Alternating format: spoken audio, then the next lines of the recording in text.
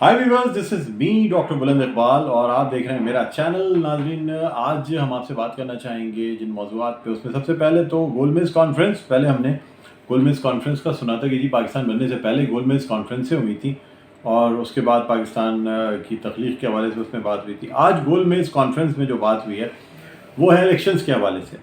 और एतजाज़ एहसन, लतीफ़ खोसा, ये तमाम लोग और ज़ुबैरी साहब, आबिद ज़ुबैरी, सब एक हमें पेज पे नज़र आते हैं। नाज़रीन, इसके साथ साथ हम बात करेंगे सिंध के, ये जो कि पाकिस्तान तहरीक-ए-इंसाफ सिंध के सदर हैं, अली ज़ैदी, उनकी गिरफ़्तारी के हवाले से भी बात करेंगे। उनको गिरफ़्तार कर लिया गया और बहुत बुरी तरीके से गिरफ़्तार किया। इसके साथ साथ इलेक्शन के हवाले से भी बात करेंगे कि क्या पाकिस्तान में KPK और पंजाब के इलेक्शन होने जा रहे हैं, या पंजाब के इलेक्शंस जो तारीख दी गई है सुप्रीम कोर्ट की जानिब से, क्या उस पर होंगे या नहीं होंगे, या हुकूमत कामयाब हो जाएगी इलेक्शन ना कराने पे। इन तमाम चीज़ों में बात करेंगे। सबसे पहले बात करते हैं गोलमेज़ कॉन्फ्रेंस के हवाले से।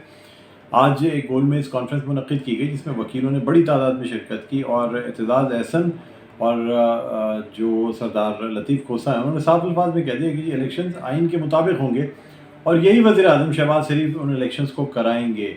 राय फ़रार इख्तियार नहीं की जा सकती अब कल के फैसले के बाद, जबकि जो स्टेट बैंक ऑफ पाकिस्तान को हुक्म दे दिया गया है, इलेक्शन कमीशन को हुक्म दे दिया गया है, तो शायद हुकूमतें जो हैं वो सुप्रीम कोर्ट की बात मानने से मुनहरिफ हैं या टाल मटोल कर रही हैं। वैसे हुकूमतें भी डायरेक्ट इनकार नहीं कर सकती, लेकिन पार्लियामेंट की करारदाद का सहारा लेके, काबीना के इजलास का सहारा लेके, कानून साजी का सहारा लेके, बिल पास करवा के कोशिश ये की जा रही है कि किसी तरीके से इंतखाबात ना हो, चाहे वो फ़ंड्स की कमी का बहाना हो, फ़ंड्स की यानी जो इलेक्शन कमीशन को फ़ंड्स देने हैं उसे ना देने के लिए करारदाद पास करानी हो, या जजेस के इख्तियारात में कमी की करारदाद हो। ये तमाम चीज़ें कोशिश की जा रही हैं कि बिल्स के ज़रिए, कानून साजी के ज़रिए क़वानीन में तब्दीली की जाए। आइन वही रहे लेकिन क़वानीन तब्दील कर लिए जाएँ, ताकि एक शख्स की जो सुपरमेसी है, यानी चीफ़ जस्टिस ऑफ पाकिस्तान के इख्तियारात हैं, उसे कम किया जा सके।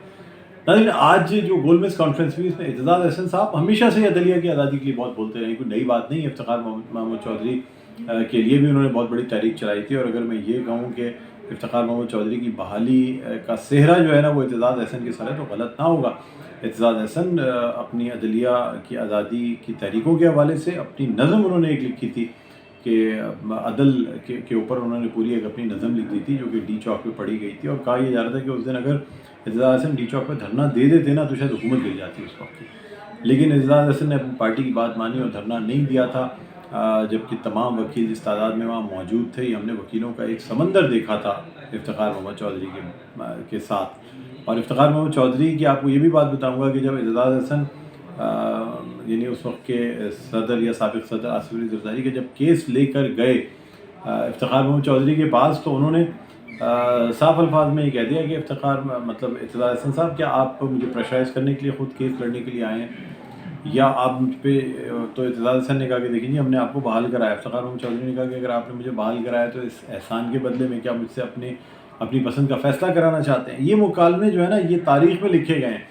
और अब एतजाज़ एहसन कह रहे हैं कि जी ये जो यानी जिस तरीके से इलेक्शन को मौखर करने की कोशिश की जा रही है, आला अदलिया या जो आला तरीन अदलिया है, यानी अदालत उज़्मा जो कि सुप्रीम कोर्ट कहलाती है, उसके चीफ़ जस्टिस के इख्तियारात को कम करने की जो कोशिश की जा रही है, ये बड़ी गलत है। ये एक तरीके से जो है ना मुल्क को जमहूरियत की पटरी से भी डीरेल कर सकती है। दूसरी जानिब अदलिया के यानी चीफ़ जस्टिस के अहकामात, यानी उनके ना मानना या उनके इख्तियारात में कमी जो है वो स्टेट को, यानी रियासत को कमज़ोर कर रही है। रियासत को कमज़ोर नहीं होना चाहिए। अदलिया अगर आज़ाद होगी, अदलिया अगर पावरफुल होगी, ख़ुद मुख्तार होगी, तभी कानून की बालादस्ती मुल्क में हो सकेगी।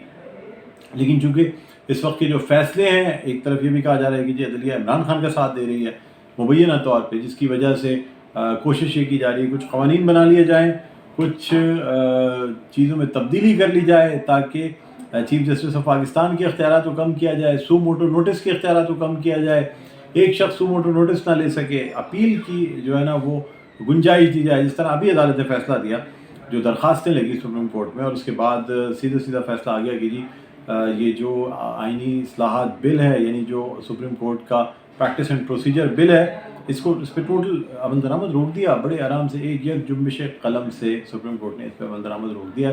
اب حکومت مزید قانون سازی ایسی کرنا چاہ رہی ہے کہ جی ایسے فیصلے جس میں کہ آئینی درخواستوں پہ سپریم کورٹ نے فیصلہ دیا اس میں اپیل کر سکیں، اور اپیل کا ٹائم بھی 60 دن دیں، اور اس کا اطلاق تمام پچھلے کیسز پہ ہوگا، یعنی پچھلے تمام کیسز جس پہ سپریم کورٹ کے فیصلے آئے ہوئے ہیں ان کے حوالے سے 30 دن میں اپیل کی جا سکے گی، اور ان پہ اپیل کر کے ریویو یا نظر ثانی کی اپیل کی جائے گی۔ تو بہرحال ناظرین یہ تمام جو ڈیولپمنٹس ہیں یہ ہیں عدلیہ کے حوالے سے، الیکشن کے حوالے سے اور حکومت کے حوالے سے۔ لیکن ناظرین اسٹیٹ بینک کو جو یعنی حکم نامہ جاری کر دیا گیا ہے، تو اسٹیٹ بینک میں سمجھتا ہوں کہ اب نئے قوانین کے حساب سے اسٹیٹ بینک بہت پاورفل ہے، اور اگر اسٹیٹ بینک اس قدر پاورفل ہے تو پھر شاید اب حکومت کی بات بھی اسٹیٹ بینک نہ مانے، اور اسٹیٹ بینک کو بھی پاورفل کچھ عمران خان نے کیا اور کچھ مزید IMF کی سینکشنز کے بعد اس حکومت کو کرنا پڑا۔ تو اب اسٹیٹ بینک کو منع کرنا یا ان کے ذریعے فنڈز رکوانا بہت مشکل ہو جائے گا، کیونکہ اسٹیٹ بینک کبھی بھی کسی قسم کی کوئی توہین عدالت اپنے سر لینے کے لیے تیار نہیں ہوگا۔ جس طرح ہم الیکشن کمیشن کو دیکھ رہے ہیں کہ حکومت کے منع کرنے کے باوجود الیکشن کمیشن جو کام پیسوں کے بغیر ہو سکتے ہیں وہ تمام کرنے کے لیے تیار ہیں اور کر رہے ہیں، باقی جو کام پیسوں سے ہوں گے اس کے لیے حکومت سے پیسے مانگے جا رہے ہیں۔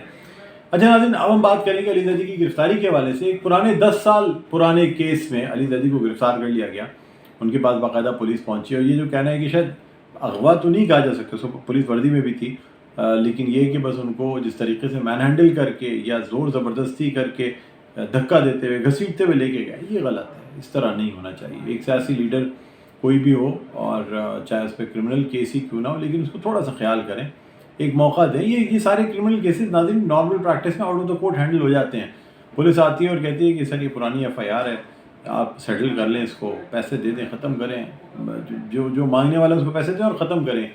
اس طریقے کی گرفتاری نہیں دیکھنے میں آتی، بڑا مضحکہ خیز لگتا ہے کہ کیا ہو رہا ہے یہ، کہ ایک پرانے 10 سال کے کیس میں بھائی ٹھیک ہے آپ پولیس بھیجتے ہیں، آپ بولتے ہیں ہم گرفتار کر لیں گے، آپ کو نوٹس دیتے ہیں، یہ پیسے دے دیں جس شخص نے آپ پہ مقدمہ کرایا ہے، یا پھر یہ گرفتاری کے لیے تیار ہو جائیں، اور میڈیا پہ آگے کہتے ہیں کہ جی علی زیدی کے خلاف یہ کیس ہے، اس کو حل کر لیں، نہیں تو ہم کل گرفتار کر لیں گے۔ لیکن جس طریقے سے ان کو مین ہینڈل کر کے گرفتار کیا گیا، میں مذمت کرتا ہوں، غلط ہے، ایسے نہیں ہونا چاہیے۔ مہذب معاشرے میں ایسی چیزیں نہیں ہوتی۔ مہذب معاشرے میں خیر یہ بھی نہیں ہوتا کہ کسی کے پیسے آپ کھا جائیں، 10 سال تک وہ پیسے نہ دیے گئے، وہ کیوں نہیں دیا گیا، 10 سال تک مقدمہ کیوں نہیں چلایا گیا؟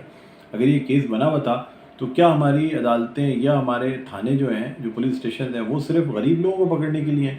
یا جب ایک ایسا آدمی جو کہ حکومت میں رہا ہو، وہ جب اپوزیشن میں آ جائے اور اس سے انتقام لینا ہو تو یہ سارے کیسز زندہ ہو جاتے ہیں؟ بھائی 10 سال سے کیس تھا، پہلے کیوں نہیں کارروائی کی گئی؟ علی زیدی جب حکومت میں تھے، وزیر تھے، آپ اس وقت کارروائی کرتے۔ بات تو جب ہوتی کہ جب آپ نے ایک وزیر کو آپ گرفتار کر کے لے جاتے، اب جب کہ علی زیدی پاور میں نہیں ہے، تاب میں ہے پوری پارٹی، تمام لوگ گرفتار ہو رہے ہیں، تو ایک پرانا مقدمہ اور صحیح، ایک مقدمے میں اور FIR صحیح، ایک مقدمے میں اور جیل صحیح، بلکہ آپ جو لیڈر بنا رہے ہیں اس طریقے سے جیل میں جاتا دیکھ کے لوگ جو ہے نا اور زیادہ ان کی ہمدردیاں ہوتی ہیں، اور وہ کہتے ہیں کہ نہیں واقعی پاکستان تحریک انصاف جو کچھ کر رہی ہے اس وقت جو ہے نا اس کے ساتھ دینا چاہیے یا اس کو ووٹ دینا چاہیے۔ اب جب کہ الیکشن سر پہ ہیں تو اس قسم کی کارروائیاں میرے خیال میں نہیں ہونی چاہیے تھی۔ بہرحال ناظرین، دوسری جانب جو MQM کے سینئر ڈپٹی کنوینر ہیں مصطفیٰ کمال، انہوں نے آج خطاب بھی کیا اور مردم شماری کے حوالے سے بات کی۔ مردم شماری کے حوالے سے بڑی عجیب سی باتیں کی جا رہی ہیں۔ 1.38 کروڑ آبادی کراچی کی کر دی گئی ہے۔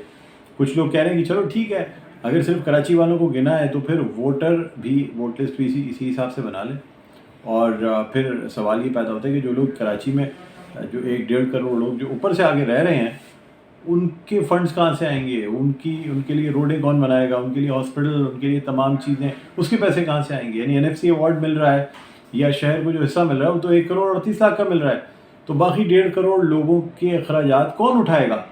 یا کون ان کے لیے بیسک ایمینٹیز فراہم کرے گا؟ سیوریج اور سالڈ ویسٹ ڈسپوزل یہ کون کرے گا؟ بہت بڑا سوالیہ نشان ہے ناظرین۔